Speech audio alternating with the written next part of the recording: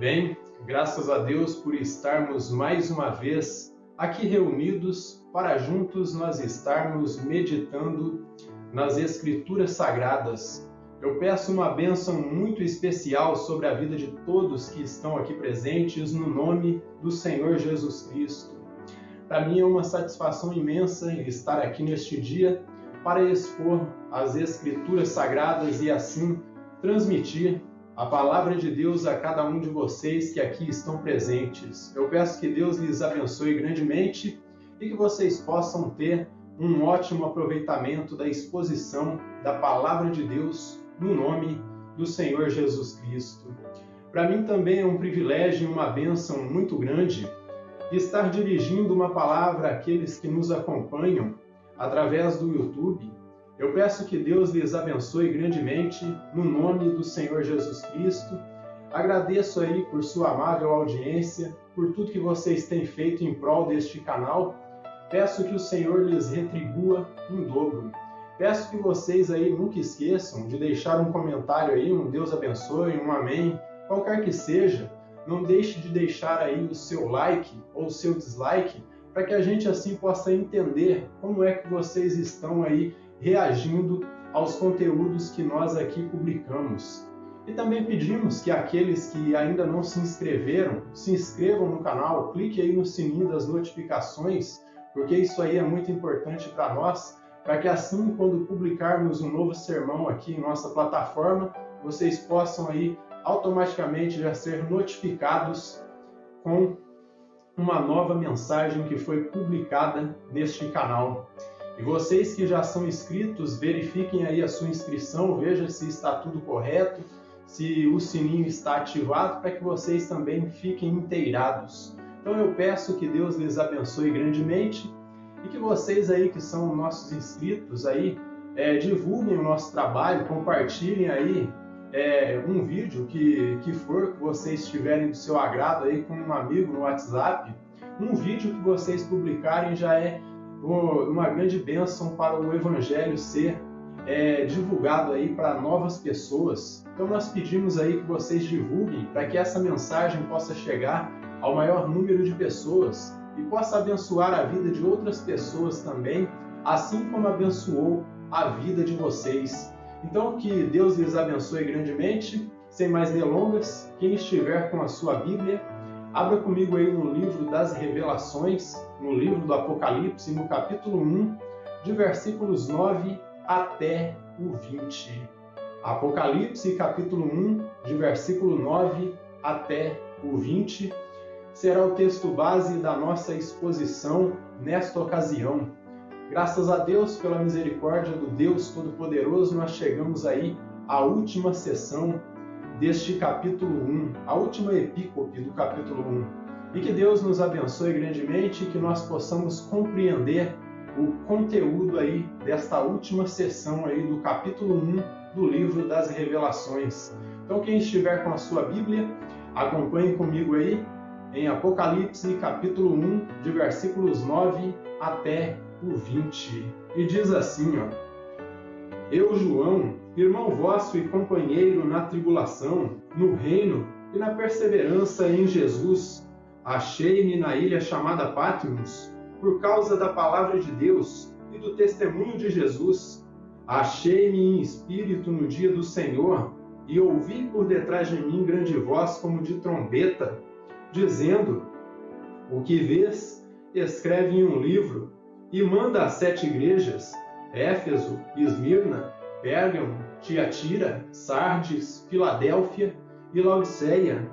Voltei-me para ver quem falava comigo, e voltado, vi 7 candeeiros de ouro, e no meio dos candeeiros um semelhante a filho de homem, com vestes compridas, e cingido à altura do peito com uma cinta de ouro. A sua cabeça e cabelos eram brancos como a alva lã, como a neve, os olhos como chama de fogo, os pés semelhantes ao bronze polido, como que refinado numa fornalha, a voz como a voz de muitas águas. Tinha na mão direita 7 estrelas, e da boca saía-lhe uma afiada espada de 2 gumes. O seu rosto brilhava como o sol, na sua força. Quando o vi, caí a seus pés como morto.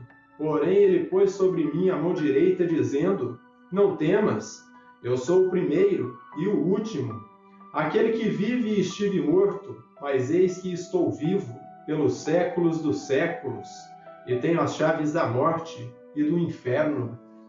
Escreve, pois, as coisas que viste, e as que são, e as que hão de acontecer depois destas, quanto ao mistério das 7 estrelas que viste na minha mão direita, e aos 7 candeeiros de ouro. As 7 estrelas são os 7 anjos das 7 igrejas, e os 7 candeeiros são as 7 igrejas. Amém? Até aqui a leitura da palavra de Deus, e que o Deus Todo-Poderoso nos abençoe grandemente e que Ele possa nos iluminar com a exposição de Sua palavra, no nome do Senhor Jesus Cristo. Então, nós seguimos aqui expondo esse livro maravilhoso, esse livro de esperança que é o livro das Revelações. Nesta sessão, meus irmãos, o nosso autor aí, ele se identifica com o seu nome, dizendo que é João, e ele relata o lugar onde ele estava e por que ele estava lá.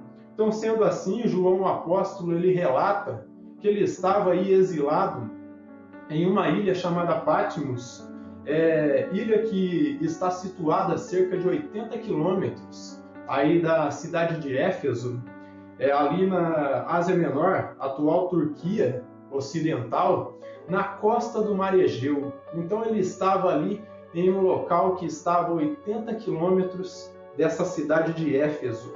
E ele denota que ele foi exilado para esta ilha aí por causa da palavra de Deus e do testemunho de Jesus Cristo, provavelmente, meus irmãos, por causa de algum decreto do imperador Domiciano, que se julgava um Deus aqui nesta terra e que entendia que as pregações do apóstolo João eram uma ameaça para o seu domínio, e provavelmente também por causa de que o único Senhor, o único Kyrios, ali na língua grega, que os crentes da Ásia Menor e o apóstolo João entendiam, era Jesus Cristo.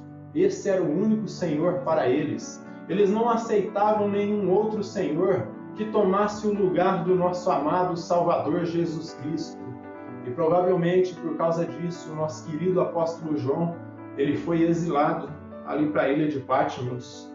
O nosso autor, quando ele declara aí que ele é irmão e companheiro na tribulação, ou seja, na perseguição romana, ele se coloca no mesmo nível ali dos crentes da igreja primitiva, ali na Ásia Menor, e ele declara que o fato dele ser um apóstolo de Jesus Cristo não fazia dele superior aos demais.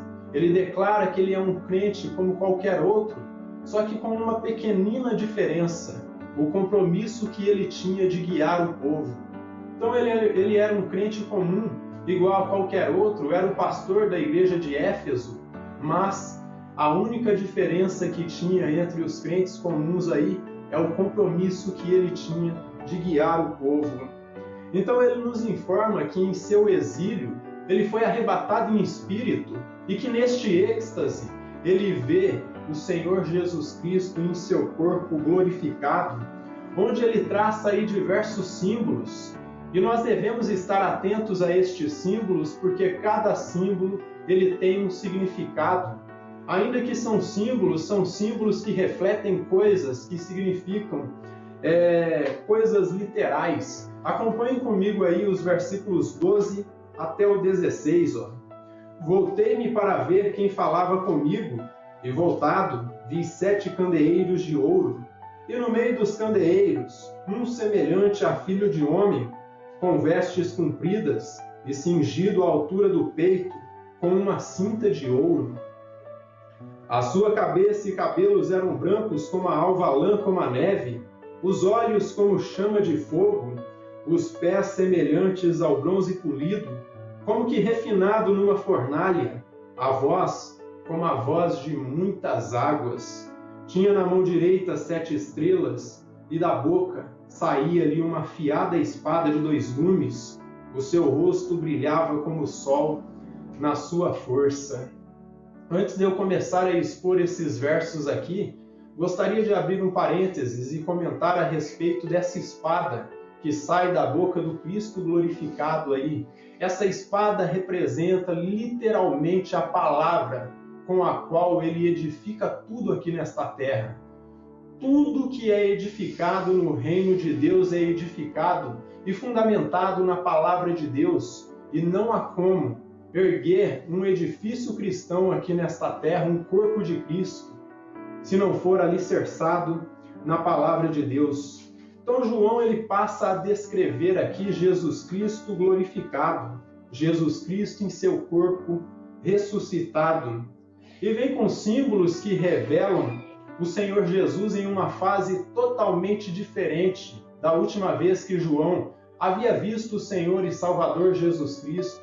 Ele havia visto o Senhor Jesus aí, por última vez, ali naqueles 40 dias em que ele estava já ressuscitado, mas agora ele vem em seu corpo ressuscitado novamente e se revela a João em uma fase totalmente diferente, pois tais símbolos nos mostram um Cristo majestoso e um Cristo glorioso. Então é um Cristo diferente.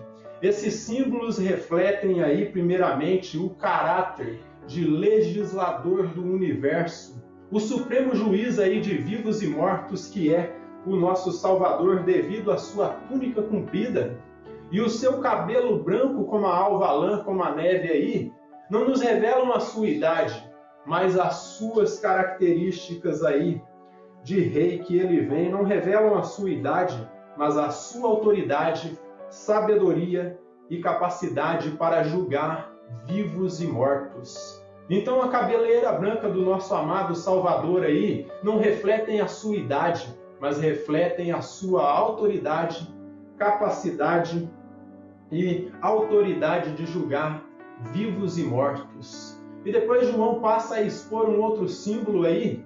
Ele diz que quando olha para a face do Salvador, ele vê os seus olhos aí como tochas de fogo, algo muito semelhante com o que o profeta Daniel havia visto ali no seu livro. Então ele vem com seus olhos como chama de fogo e que refletem a onisciência do nosso amado Salvador Jesus Cristo, de modo que tudo ele perscruta, tudo ele analisa, tudo ele enxerga e nada escapa dos seus olhos aí, da sua visão.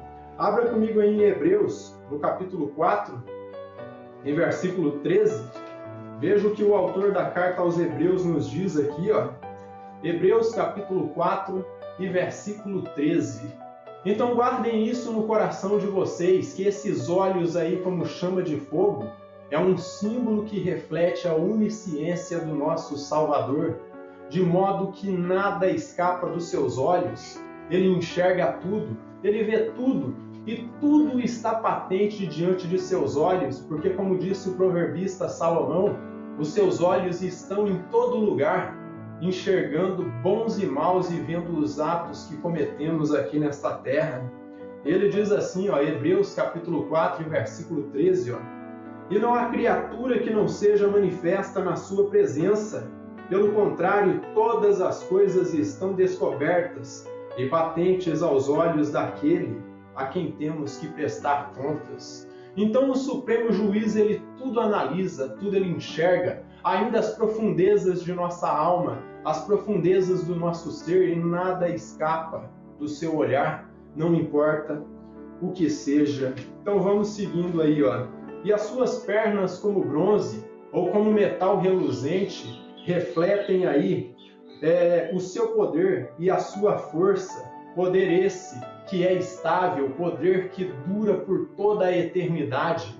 Por isso que é um metal aí que é rígido, algo que é estável, algo que está fixo, e refletem que a autoridade e o governo do nosso Salvador, ele dura por toda a eternidade. Por isso as pernas aí como metal reluzente. Veja aí Lucas 1, versículo 33. Veja o que o anjo Gabriel diz a Maria aqui, ó, que o seu reino jamais passaria. Ó. Prestem bem atenção aqui, ó. Em Lucas, no capítulo 1 e versículo 33, ó, ele diz assim, ó, eu vou citar aqui o versículo 32 também, ó, e diz assim, ó, este será grande e será chamado Filho do Altíssimo. Deus, o Senhor, lhe dará o trono de Davi, seu pai, e ele reinará para sempre sobre a casa de Jacó, e o seu reinado não terá fim. Então as pernas como de bronze polido aí refletem o seu poder, a sua autoridade que é estável e que dura por toda a eternidade. Por isso que há algo ali fixo. E a sua voz como o barulho de muitas águas denotam a sua autoridade e o seu caráter de governante supremo aí do universo. Deste modo, todos esses símbolos que João usa aí, ele toma emprestado do Antigo Testamento, de passagens aí do livro de Daniel e também algumas do livro de Ezequiel. Abra comigo em Daniel no capítulo 7, versículos 13 e 14, e vejam o que o profeta Daniel ele descreve aqui, e observem que é muito semelhante com o que João ele passa a descrever aqui em sua profecia. Eu acredito que todos se lembram que na introdução ao livro das Revelações, na introdução ao livro do Apocalipse, eu dizia para vocês que o apóstolo João aqui, o profeta João, ele bebia muito do Antigo Testamento, ele tomava muitos símbolos do Antigo Testamento para refletir aquilo que ele estava vendo. E aqui há algumas passagens em que ele se inspira para descrever o que ele estava vendo. Então, Daniel 7, versículo 13 e 14. Eu estava olhando nas minhas visões da noite, e eis que vinha com as nuvens do céu, um como filho do homem, e dirigiu-se ao ancião de dias, e o fizeram chegar até ele. Foi-lhe dado domínio, e glória, e o reino, para que os povos, nações e homens de todas as línguas o servissem. O seu domínio é eterno, que não passará, e o seu reino jamais será destruído. E nos versículos 9 e 10, aqui do capítulo 7, Daniel descreve algo mais aqui, Daniel 7, versículos 9 e 10, Continuei olhando, até que foram postos uns tronos, e o ancião de dia se assentou. Sua veste era branca como a neve, e os cabelos da cabeça como pura lã, e o seu trono eram chamas de fogo, e as suas rodas fogo ardente. Um rio de fogo manava e saía de diante dele. Milhares de milhares o serviam, e miríades de miríades estavam diante dele. Assentou-se o tribunal, e se abriram os livros.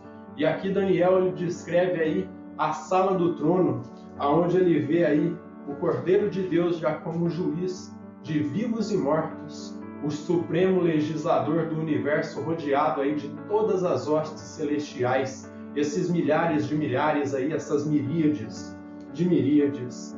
E em Daniel, no capítulo 10, versículos 5 e 6, está relatado aqui a respeito dos olhos como chama de fogo. Vejam bem aqui, Daniel, capítulo 10, e versículos 5 e 6.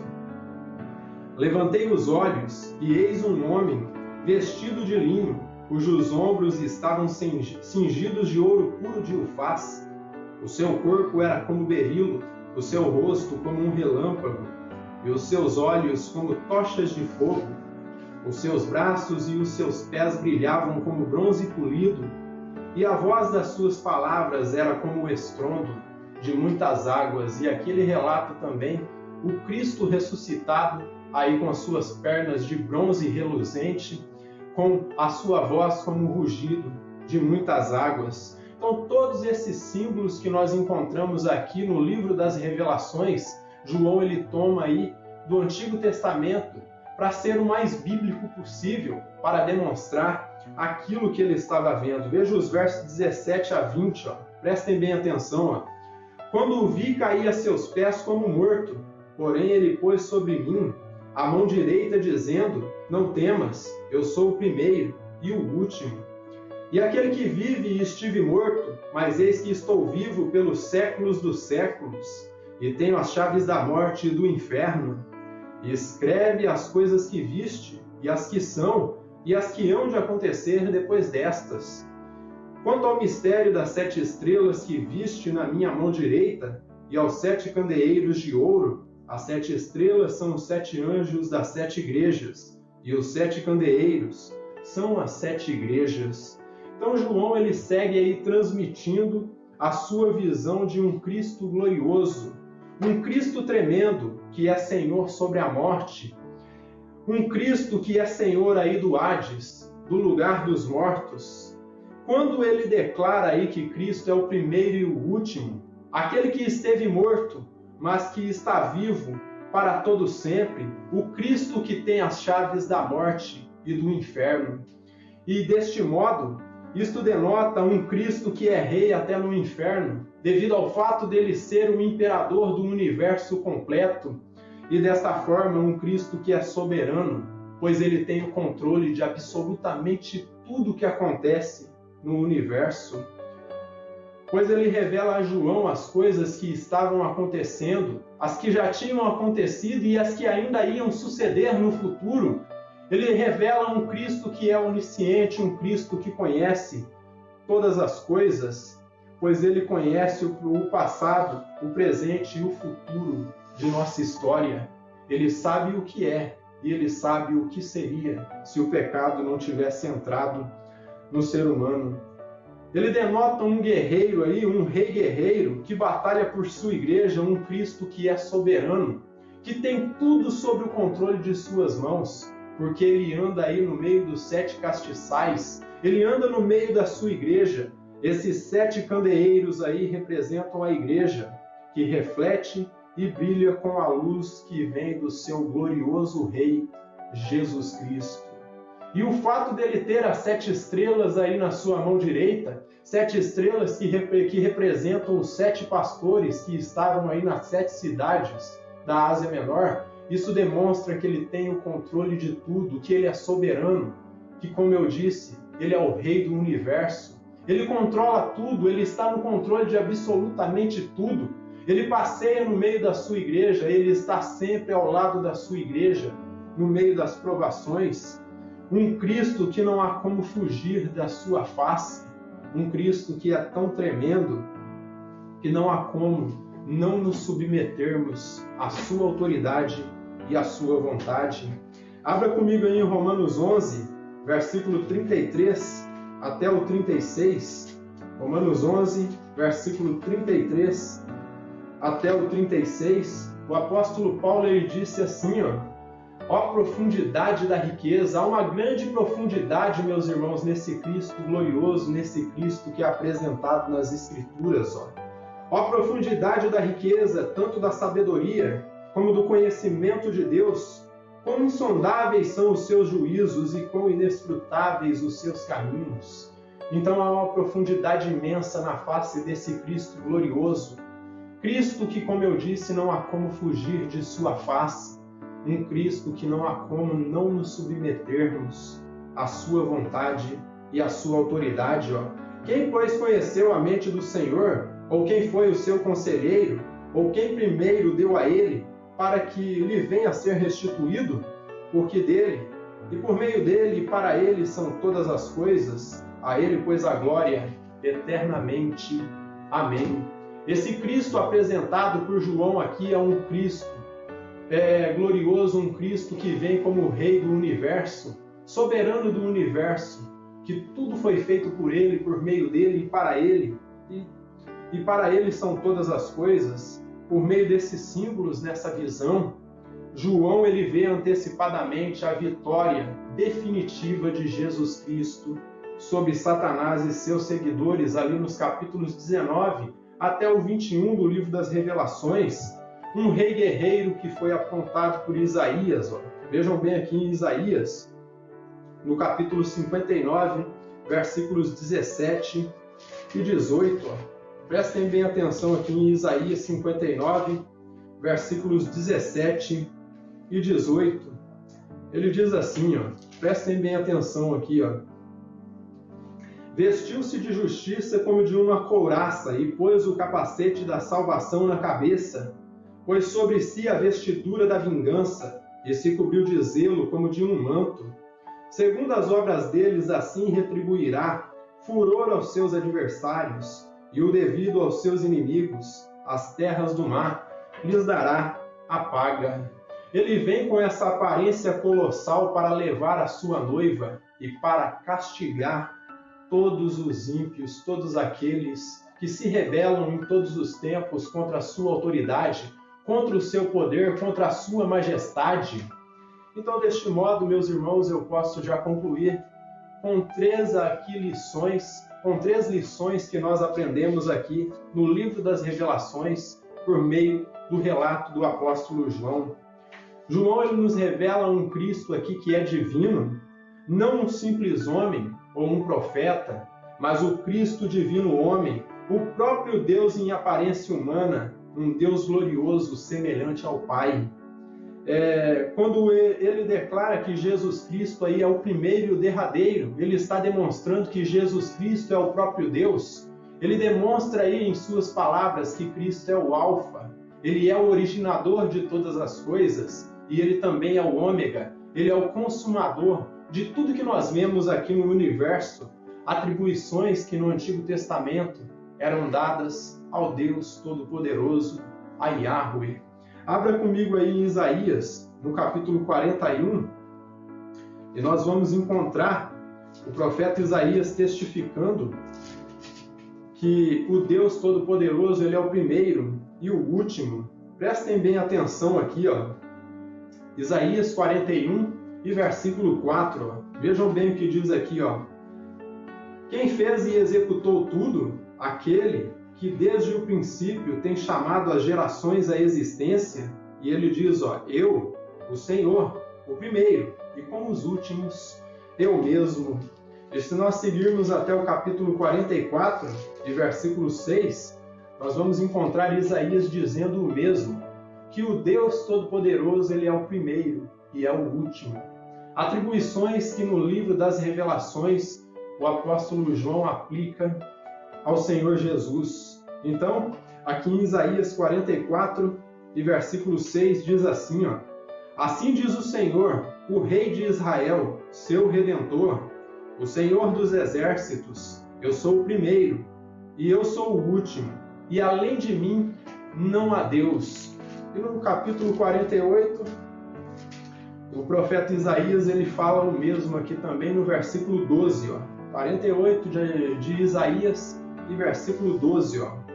Ele diz assim, ó, dá-me ouvidos, ó Jacó, e tu, a Israel, a quem chamei. Eu sou o mesmo, sou o primeiro, e também eu sou o último. Então, atribuições que eram dadas a Yahweh, a Yahvé, ali no Velho Testamento, quando chega no Novo Testamento, os apóstolos começam a aplicar a Jesus, e demonstrando que ele é o supremo legislador do universo. Portanto, o livro das Revelações, meus irmãos, nos dá uma descrição de um Cristo que é divino homem. Não um simples profeta, mas o profeta dos profetas, aquele que é o originador de todas as profecias que estão contidas nas Escrituras Sagradas. Ele é o Deus Todo-Poderoso, a fonte de toda a revelação. Essa é a descrição que João nos dá do Cristo divino homem aqui no livro do Apocalipse. 2. Esta seção do Apocalipse nos ensina, meus irmãos, que o reino de Deus ele é conquistado debaixo de muita tribulação, debaixo de muito esforço. E quanto mais o reino se aproxima, mais a prova se intensifica e mais difícil e afunilado vai ficando o caminho cristão, mais difícil de servir a Deus, porque o reino está próximo de ser aí consolidado aqui nesta terra. Então, mais uma vez, eu posso reiterar a vocês que é necessário, meus irmãos, muita preparação, muita oração, muito estudo das Escrituras, para que nós possamos nos manter firmes em momentos de crise, porque o reino de Deus é conquistado debaixo de muita tribulação. Veja o que diz o apóstolo Paulo aqui em Atos, no capítulo 14, e versículo 22. Ele estava ali com esses irmãos em Listra, e ali ele começa a fortalecer os irmãos. Ó. Vejam bem o que ele diz aqui, ó. Atos 14, versículo 22. Ó. Fortalecendo a alma dos discípulos, exortando-os a permanecer firmes na fé, e mostrando que através de muitas tribulações nos importa entrar no reino de Deus. Então é debaixo de muita perseguição, muita afronta aqui neste mundo que o apóstolo Paulo está testificando que nós vamos entrar ao reino de Deus. Porque todas as vezes que há uma mudança de império, há muitas batalhas, há muitas lutas, e vocês acham que seria fácil para Jesus Cristo reimplantar o reino de Davi aqui nesta terra? Seria debaixo de muita perseguição e de muita luta. Por isso que é necessário preparação. O irmão Simon Kistemaker, ao comentar a respeito desse tópico, ele vai dizer o seguinte aqui, ó: de todos os livros do Novo Testamento, o Apocalipse especialmente relata o quanto a tribulação se intensifica quando o reino se aproxima de sua consumação. Então, para o irmão Simon Kistemaker, ele dizia que quanto mais o reino de Deus se aproxima, mais as coisas vão se tornando difíceis aqui nesta terra, mais a perseguição contra os crentes vai se tornando arredia, e mais a prova vai se tornando difícil, e mais afunilado o caminho, mais estreito, para que aqueles que são verdadeiros cheguem até o final e aqueles que não são abandonem a fé. E a terceira e última lição que eu quero trazer para vocês aqui, João nos leva a refletir sobre um ponto muito importante. Ele foi apto, meus irmãos, João, o apóstolo, ele foi apto para transmitir a palavra de Deus em um período em que havia uma intensa perseguição contra os crentes ali na Ásia Menor e em todo o Império Romano, e ele teve êxito, graças à unção do Espírito Santo e à preparação que ele tinha. Embora nós não estejamos sendo perseguidos, meus irmãos, muitas vezes nós temos aí total liberdade para estar testificando das obras do Criador, e deste modo nós temos aí a total liberdade para falar de Cristo, mas em momentos como esse, poucas pessoas têm a intrepidez de relatar as obras do Salvador.